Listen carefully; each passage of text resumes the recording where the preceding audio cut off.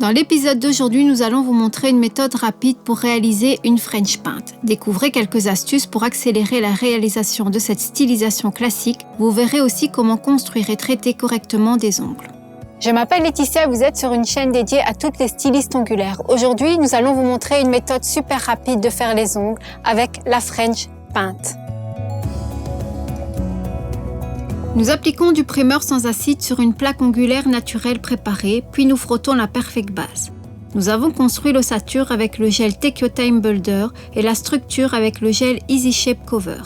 Nous avons recouvert l'ongle limé d'une fine couche de minéral base couleur naturelle. Nous avons peint la pointe du French avec le gel X-White et fini le tout avec du Tip Top. Sur les cuticules, nous avons appliqué l'huile préférée qui est Parfum 7-Eleven. Pour travailler l'ongle naturel et l'ongle allongé, nous allons utiliser la lime de grain 100-180. Nous avons lissé la surface de l'ongle avec le polissoir de grain 100-180. Nous avons utilisé le pinceau gel brush numéro 6 pour frotter la base et poser le gel, tandis que la pointe blanche de la French a été peinte avec le pinceau Nail Art 007. Nous avons utilisé une pince à sertir pour serrer les ongles afin d'obtenir un tunnel parfait. Nous travaillons aujourd'hui sur un ongle préalablement préparé, traité et poncé. Nous raccourcissons l'extrémité avec la lime 100-180, n'en laissant qu'1 mm de libre. Nous matifions la plaque avec la même lime, doucement mais très délicatement, sans insister au même endroit. Nous époustons avec le pinceau Ice Cream Brush. La fraiseuse se met en mouvement. Nous l'avons mise à 10 000 tours. Nous travaillons avec la fraise cuticule numéro 9 en nettoyant la surface et repoussant délicatement les cuticules. Nous commençons du côté gauche, puis nous changeons le sens de rotation vers la droite en faisant intuitivement la même chose du côté droit au niveau de l'ourlet périinguéal. Nous dépoussiérons l'ongle et l'essuyons avec du cleaner violet en pliant le coteau en 4. Cela nous donne plus de contrôle sur ce que nous faisons. Nous choisissons le primer en fonction de la plaque ongulaire. Aujourd'hui, aucun problème pour cette plaque, donc nous allons prendre le primer non acide. Nous appliquons une petite quantité de primer sur toute la surface de l'ongle par des mouvements continus, comme si c'était du vernis classique. Dans le cas du primer sans acide, nous n'avons pas à attendre l'étape suivante, c'est-à-dire l'application de la base. Nous commençons par déposer une gouttelette de Perfect Base au milieu de la plaque avec le pinceau du flacon. Puis par d'amples mouvements de pinceau numéro 6, nous frottons la base pour la faire pénétrer dans l'ongle. Après avoir étalé le produit, nous le laissons durcir dans la lampe pendant 60 secondes. Nous prenons le chablon violet. D'un mouvement sûr, en n'utilisant que le pouce, nous collons l'œuf au fond du chablon pour que celui-ci devienne encore plus rigide. Nous déchirons la perforation. Ensuite, nous roulons le chablon manuellement à l'aide des pouces pour faciliter sa pose sous l'ongle. Chaque plaque d'ongle a son propre tunnel. Même si nous pensons que la plaque peut être plate, elle est toujours légèrement courbée. Donc si nous voulons placer le chablon plat sur une plaque, ce n'est pas possible. Il est donc toujours conseillé de le plier un peu pour le placer. Nous ajustons le chablon au bord libre de l'ongle naturelle et nous vérifions s'il n'est pas nécessaire de l'inciser. Et ici, c'est une très belle exception à la règle car généralement, le chablon nécessite souvent d'être entaillé. Nous collons le chablon en dessous en joignant ses ailettes aux 3 points. Comme nous créons aujourd'hui une amande, une forme assez étroite, donc nous pressons le chablon des 2 côtés de l'ongle naturel pour créer un tunnel encore plus profond. Le chablon doit s'insérer parfaitement sous l'ongle, libérant ainsi le bout du doigt. Une fois entaillé, le chablon est fermé jusqu'à la longueur souhaitée. Notre longueur cible est au niveau 2, mais pour nous faciliter la tâche, nous collons le chablon jusqu'à la hauteur 4, c'est-à-dire 2 carreaux plus loin. Voici le chablon vu de face, il est complètement collé. Cependant, si on regarde de près, on peut voir qu'il s'adapte parfaitement au bord libre. Toujours en travaillant avec le pinceau 6, nous prélevons une petite quantité de gel Take Your Time et nous l'étalons bien à plat sur la plaque naturelle à environ 45 degrés. Après avoir étalé la première partie, nous prenons une deuxième goutte, un peu plus grosse, et en tenant le pinceau les poils vers soi, nous le plaçons sur le chablon à l'endroit où doit se trouver le bord libre de notre angle allongé. Nous poussons la goutte vers l'ongle naturel en formant les bords latéraux. Nous travaillons de gauche à droite, nous laissons durcir l'ossature ainsi créée dans la lampe pendant 30 secondes. Pour un meilleur effet, nous pouvons serrer l'ossature avec une dizaine de secondes passées dans la lampe. Comment effectuer le serrage et à quel moment faut-il le faire? Alors, ça peut être difficile à expliquer, mais je vais essayer de vous aider au maximum.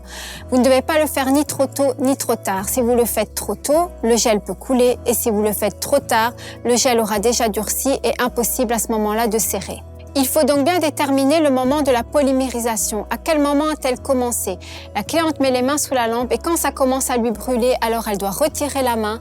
Et là, vous devez quand même vérifier avec votre petite pince en attendant que le son soit correct. Et là, vous pouvez pincher. Quand je dis pincher, cela veut dire également le serrage. C'est exactement la même chose. Nous enlevons le chablon et en le soulevant doucement des deux côtés avec le doigt, puis en le décollant. Avant de commencer à construire l'ombre avec le Easy Shape Cover, nous nettoyons le pinceau avec un coton sec. Nous prélevons une quantité minimale de produit avec le pinceau nettoyé et nous l'étalons à plat sur toute la longueur de l'ongle allongée de sorte à créer ce qu'on appelle une patinoire, c'est-à-dire une couche glissante. De cette façon, le gel que nous sommes sur le point d'utiliser sous forme de grosses gouttes sera beaucoup plus facile à répandre.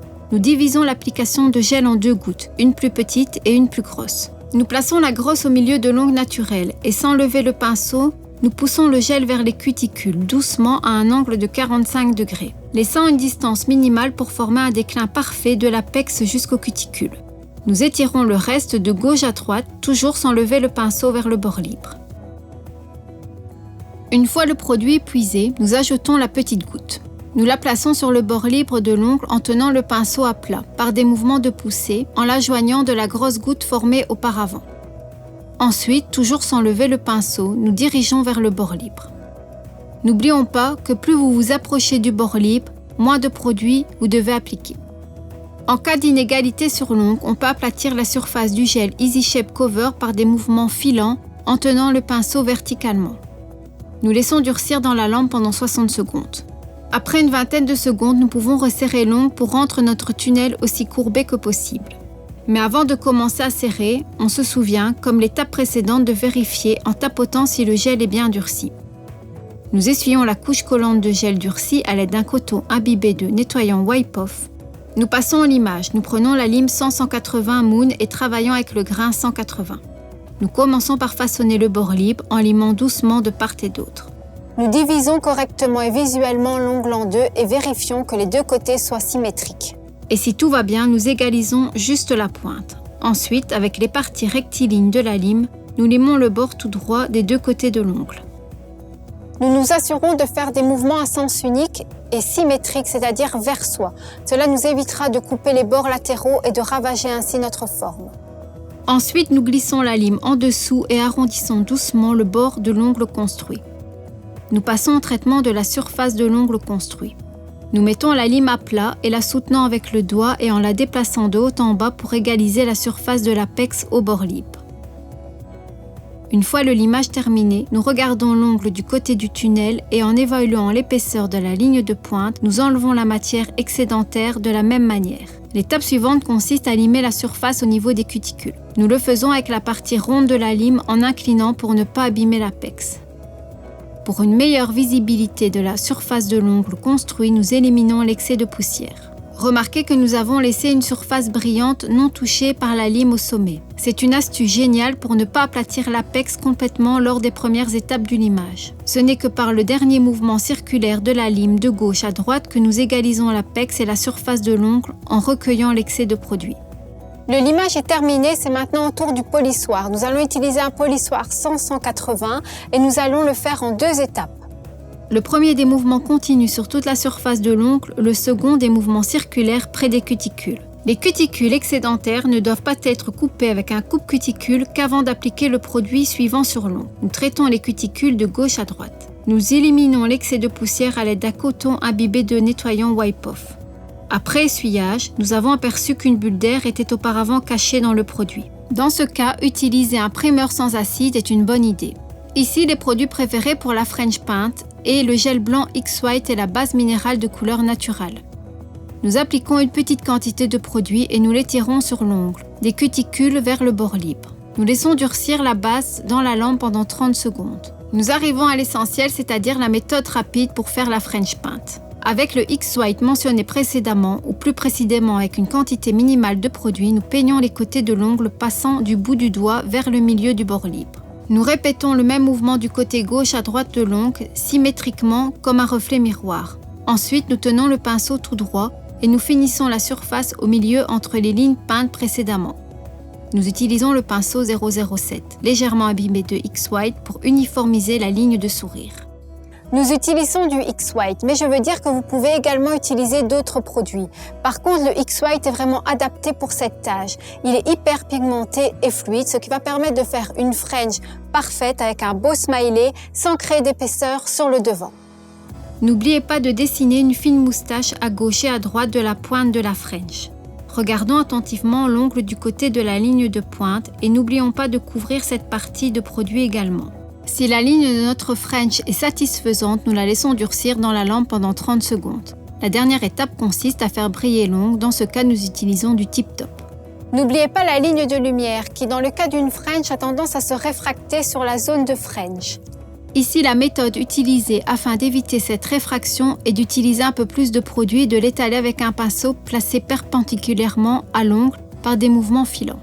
Nous laissons durcir le Tip Top pendant 60 secondes dans la lampe. N'oubliez pas d'attendre environ 30 secondes après le durcissement du top brillant avant d'appliquer une huile sur les cuticules. Nous appliquons une goutte d'huile dans la zone périinguale et maçon. Notre stylisation est prête. Alors, n'est-ce pas le moyen le plus rapide et le plus simple d'obtenir une French pince que vous n'ayez jamais vue? Et c'est la fin de cet épisode. Je croise les doigts pour que vous testez cette méthode. Faites-moi savoir en commentaire ce que vous en avez pensé. Si vous avez envie de nous voir la semaine prochaine, n'hésitez pas à vous abonner car nous sommes là tous les mardis à partir de 17h. Je vous dis à très bientôt. Merci d'avoir regardé cette vidéo. Salut!